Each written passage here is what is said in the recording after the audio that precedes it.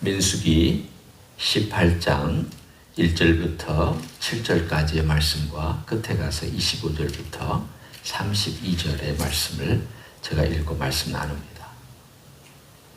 여호와께서 아론에게 이르시되 너와 네 아들들과 네 조상의 가문은 성소에 대한 죄를 함께 담당할 것이요 너와 네 아들들은 너희의 제사장 직분에 대한 죄를 함께 담당할 것이니라. 너와 네 형제 레위 지파 곧 네 조상의 지파를 데려다가 너와 함께 있게 하여 너와 네 아들들이 증거의 장막 앞에 있을 때 그들이 너를 돕게 하라. 레위는 네 직무와 장막의 모든 직무를 지키려니와 성소의 기구와 제단에는 가까이 하지 못하리니 두렵건대 그들과 너희가 죽을까 하노라. 레위인은 너와 합동하여 장막의 모든 일과 회막의 직무를 다 할 것이요 다른 사람은 너희 가까이 하지 못할 것이니라. 이와 같이 너희는 성소의 직무와 제단의 직무를 다하라. 그리하면 여호와의 진노가 다시는 이스라엘 자손에게 미치지 아니하리라. 보라, 내가 이스라엘 자손 중에서 너희의 형제 레위인을 택하여 내게 돌리고 너희에게 선물로 주어 회막의 일을 하게 하였나니 너와 네 아들들은 제단과 회장 안에 모든 일에 대하여 제사장의 직분을 지켜 섬기라. 내가 제사장의 직분을 너희에게 선물로 주었은즉 거기 가까이 하는 외에는 죽임을 당할지니라. 25절로 넘어갑니다. 여호와께서 모세에게 말씀하여 이르시되 너는 레위인에게 말하여 그에게 이르라. 내가 이스라엘 자손에게 받아 너에게 기업으로 준 11조를 너희가 그들에게서 받을 때에 그 11조의 11조를 거제로 여호와께 드릴 것이라.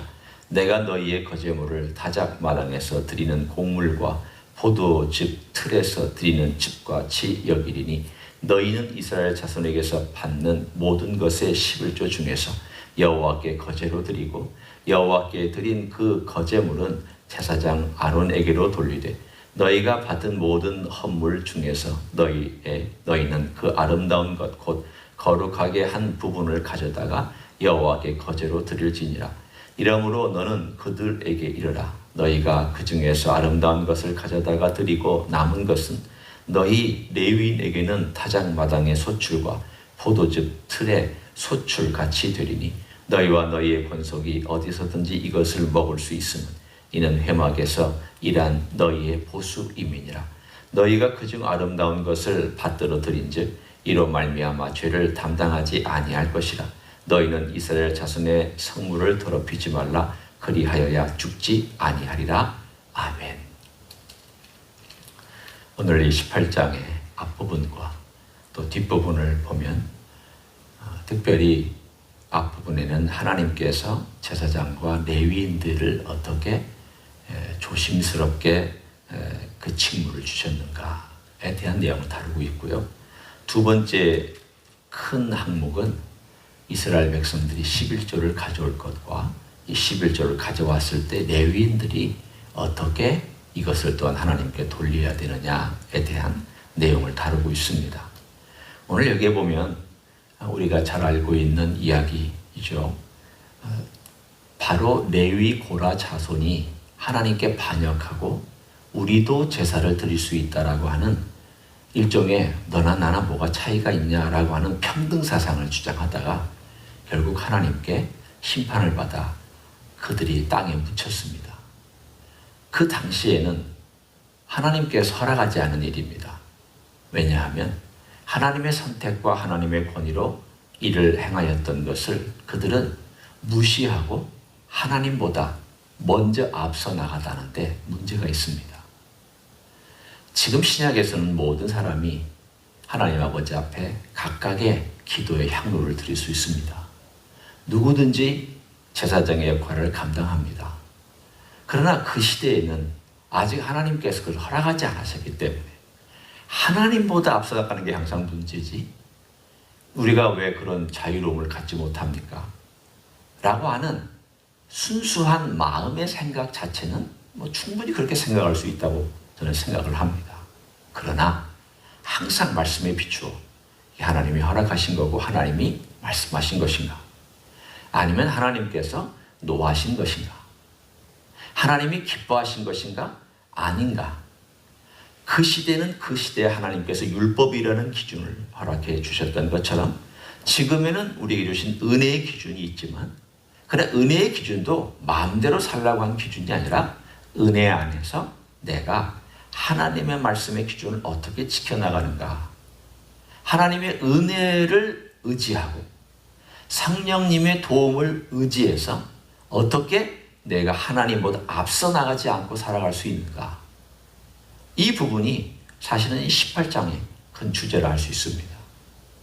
그러나 동시에 하나님보다 앞서 나가지 않지만, 그러면 하나님의 명령의 기준을 그러면 의무적으로만 해야 할까 하는 것에 대하여 18장은 우리들에게 중요한 단어가, 우리의 전달해주는 메시지가 있습니다. 여기에 보십시오. 18장에 두 번 쓴 단어가 하나 있습니다. 6절과 7절에 보면, 보라, 내가 이스라엘 자손 중에서 너희의 형제 레위인을 택하여 내게 돌리고 너희에게 선물로 주어. 이 선물이란 단어가 나옵니다. 또 7절에도 보면, 너와 네 아들들은 제단과 휘장안의 모든 일에 대하여 제사장의 직분을 지켜 섬기라. 내가 제사장의 직분을 너희에게 선물로 주었은즉, 선물이란 단어가 등장을 합니다.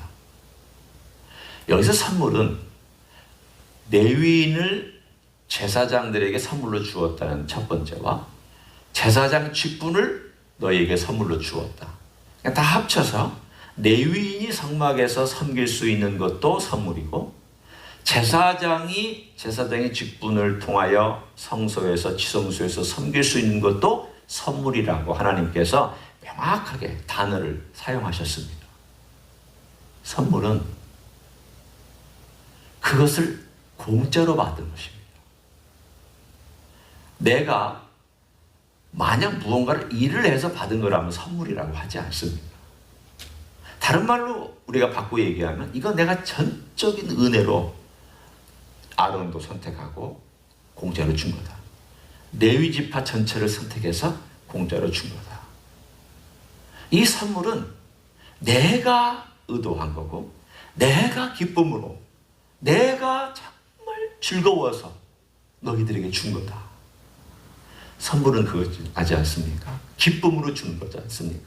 선물은 주는 사람이 너무 마음이 흡족하고 그 사람에게 내가 뭘 줄까 생각해서 준 그것을 선물이라고 합니다. 억지로 한 것은 선물이 아닙니다.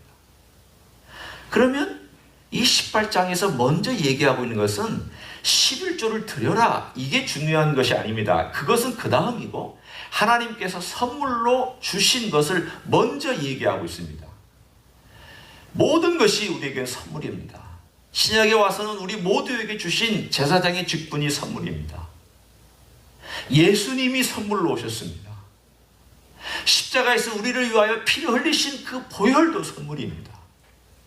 다 공짜입니다. 내가 하나님께 달라고 해서 주신 것이 아니고, 내가 받을 자격이 있어서 받는 것도 아닙니다. 아무로 내 노력과 내 공로와 내 힘과 내가 가진 재능하고는 전혀 0.0001%도 상관이 없는 것이죠. 선물입니다.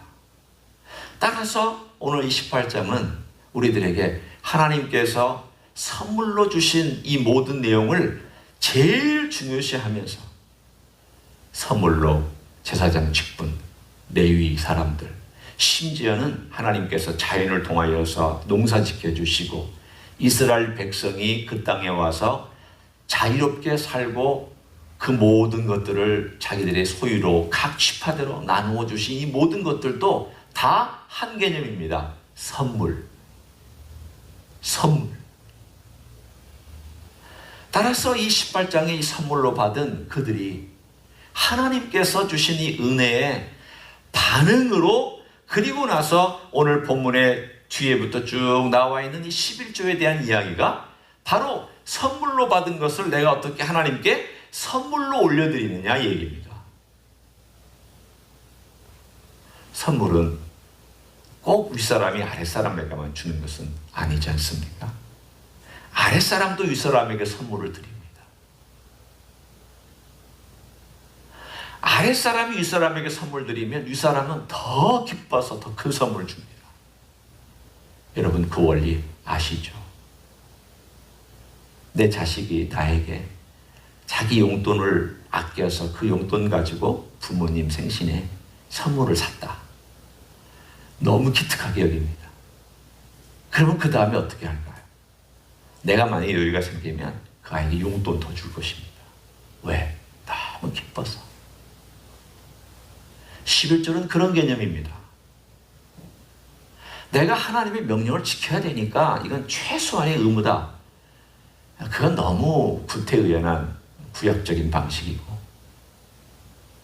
11조가 아니라 11조보다 더한 것이라도 내가 하나님께서 내게 주신 이 구원이 너무 고맙고, 이게 선물이, 이 구원뿐만이 아니라 내가 하나님의 제사장이 되어서 아버지의 지성소에 들어갈 수 있고, 내가 일할 수 있고, 오늘까지 먹고 살고 내 삶의 모든 것이 다 하나님의 선물이다. 선물이라는 그 엄청난 이 선물, 어느 것 하나 선물이 아닌 것이 없다라고 하는 그 시각에서 선물을 받고 나서 내가 이제 어떻게 하나님께 이 선물을, 하나님께 선물을 드릴까?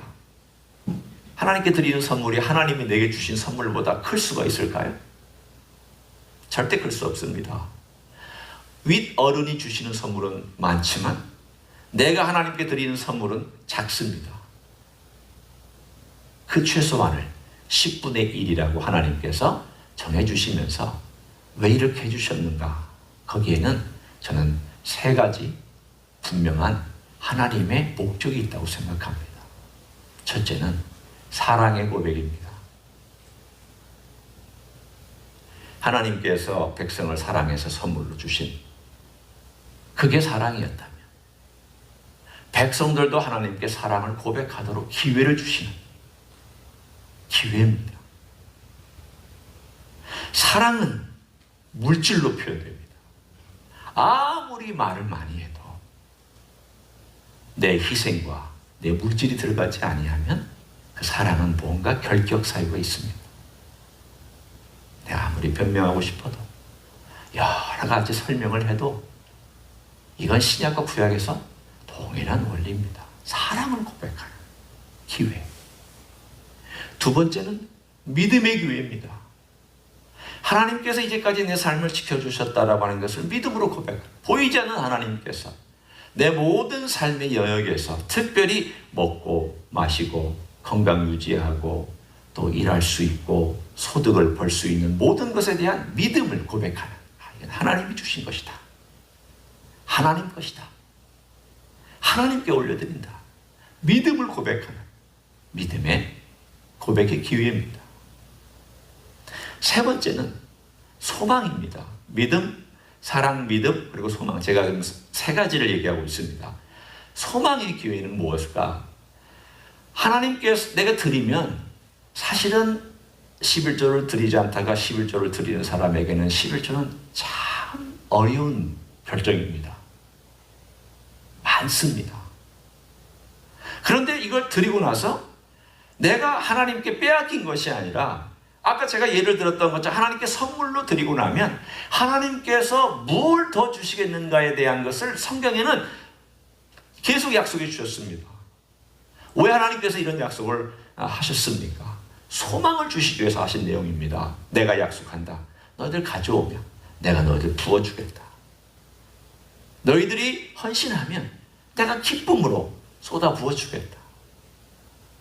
소망으로 기대하고 소망으로 바라보고 하나님의 약속이 있으니까, 하나님은 신실하신 분이니까 내가 이걸 드려도 하나님은 또 채워주시고, 하나님은 내 주머니를 비지 않도록 늘 돌봐주시는 하나님이시잖아 라는 소망의 고백을 하나님은 듣고 싶으셨습니다. 하나님은 사랑의 고백도 듣고 싶으십니다. 하나님은 믿음의 고백도 듣고 싶으십니다. 하나님은 소망의 고백도 듣고 싶으십니다. 하나님 백성이 오는 것을 기뻐하십니다. 가지고 오는 것을 기뻐하십니다. 백성이 그냥 올 수 없으니까 초소산을 가지고 오고 1년에 10분의 1을 가지고 오고 보리의 수확의 10분의 1을 가져오고 밀의 10분의 1을 가져오고 양의 10마리당 한 마리를 가져오고 소의 10마리당 한 마리를 가져오고 염소의 10마리당 한 마리를 가져오고 모든 것의 10분의 1을 가져오고 그리고 3년마다 또 10분의 1을 추가로 가져와서 가난한 자를 돕고 그래서 하나님께서는 세 가지 하나님의 나라의 일들을 위하여 레위인들을 위하여 하나님의 성전과 성막을 위하여 그리고 가난한 자를 위하여 이 11조를 사용하라고 하나님께서 하나님의 필요 때문에 하신 것이 아닙니다. 하나님이 11조 없으시다고 영광 못 받으시겠습니까? 하나님이 11조 없으시다고 하나님 부유함이 떨어지시겠습니까? 아닙니다. 이건 하나님을 위한 것이 아니라 사실은 하나님께서 마음을 받으시고 11조라는 이 통로를 통하여 백성들의 마음과 사랑과 믿음과 소망을 받으시고 그 11조는 레위인들과 제사장들과 가난한 자들과 그리고 성전을 위하여 이 모든 것들을 쓸 목적을 가지고 그 용도를 가지고 하나님께서 선한 목적을 가지고 만들어 놓으신 귀한 제도입니다. 이거는 신약이나 구약이나 큰 차이가 없습니다. 오늘 우리의 삶의 신앙을 보면 이 모든 내용들이 어떤 것일까? 오늘 이 18장의 가장 핵심 선물입니다. 하나님께서 우리에게 선물로 주신 것을 우리는 아버지께 얼마나 선물로 기쁨으로 바칩니다. 그래서 사도 바울은 고린도 후서 9장과 10장에 가보면 그가 8장에도 또 9장에도 하나님께 드릴 때에 가장 중요한 원리 한 가지를 설명할 때에 자발적이고 기쁨으로 드리는 거에서 계속 강조하고 있습니다. 자발적으로 해라. 기쁨으로 해라. 사랑으로 해라. 우리가 하나님을 사랑하는 것은 형제를 사랑하는 마음이고 하나님의 명령을 지키는 것은 우리가 이 땅 위에서 하나님께 대한 우리의 믿음의 바른 고백인 것처럼 바로 이것을 사도 바울은 그 고린도 교회에게 헌금을 부탁하면서 사도 바울이 원래 하라고 명령한 것이 아니라 자기들이 한다고 했으니까 우리가 할게요 그래 놓고는 안 하고 있는 그들에게 너희들이 그렇게 하다가 말지 말고 끝까지 잘 모아서 예루살렘에 있는 가난한 성도를 위하여 너희들의 십실과 모은 것을 끝까지 해라. 그러나 기쁨으로 해라.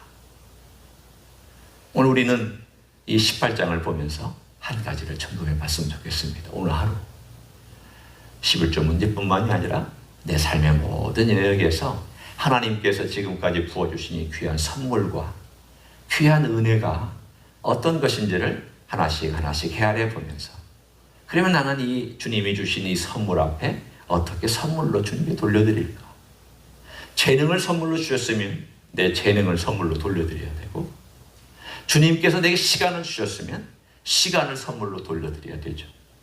내게 물질을 주셨으면 그 물질을 선물로 돌려드려야 되고 내게 또 다른 것들을 주셨으면 그 축복의 선물을 주님께 선물로 또 어른에게 바치는 귀한 선물을 돌려드리는 것. 이것이 아름다운 하나님과 백성의 관계일 것입니다. 오늘 우리와 주님의 관계도 마찬가지입니다. 하루 동안 선물이란 단어.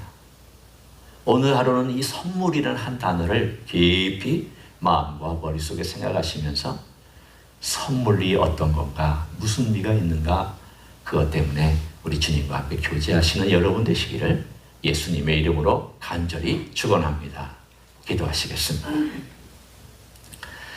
하나님 아버지 고맙습니다.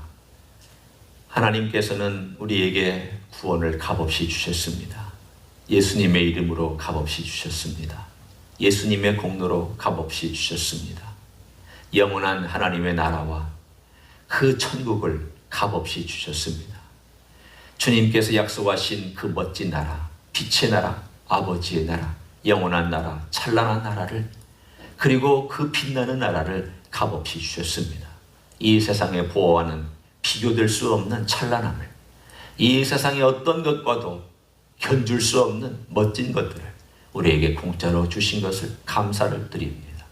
주님의 이 선물을 우리가 받았고 또 앞으로 받을 것을 기대하며 이 땅 위에서 주님께 우리가 드려야 될 것이 무엇인가를 고민하는 귀한 하루가 되게 축복하여 주옵소서. 시간에, 물질에, 정성에, 뜻에, 마음에, 중심에 귀한 선물을 우리 주님께 드릴 수 있는 하나님의 종들로 만들어 주시옵소서. 이제는 우리 구주 예수 그리스도의 은혜와 하나님 아버지의 극진하신 사랑과 성령 하나님 교통하심의 역사가 오늘도 우리 주 예수 그리스도의 주신 은혜에 감사하여 내 삶의 가장 소중한 부분, 아름다운 부분을 주님께 드리기를 소원하고 사랑을 고백하고 믿음을 고백하고 소망을 고백하기를 소원하는 가정에서 예배드리는 종들 위에와 이 자리에 참여한 종들 위에와 주임제 희스교회 위에와 이민교회들과 한국교회들과 선교사님들 위에 이제로부터 영원히 함께 하실지어다. 아멘.